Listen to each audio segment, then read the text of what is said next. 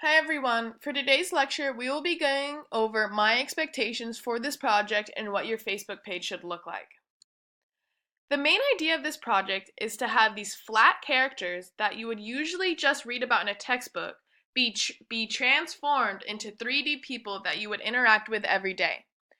In order to do this, I'm asking you to step into the shoes of Pocahontas, Alexander Hamilton, and John D. Rockefeller.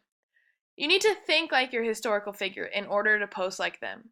For example, if I were to create a Facebook profile for Davy Crockett, I would have a profile picture, his birth date, where he's from, where he lives, where he works, spouse, and a short bio. These facts are the same ones that you should have filled out on your beginning research document. From this, you will move on to what your figure would post. Like here, I have him posting, "You may all go to hell and I will go to Texas." I chose to post this because it's one of his most famous quotes from his life. You must also include what the historical figure would like. For example, how I had Davy Crockett liking the state of Franklin. I chose this because the action was supported by the fact that where he was born wasn't Tennessee when he was born, but instead was a state called Franklin. I'm not asking you to create a project on a character created by Disney, Broadway, or the media.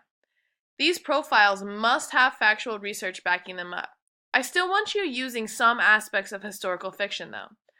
Like how I have Davy Crockett liking "Don't mess with Texas." In reality, this is a page encouraging people not to litter in Texas.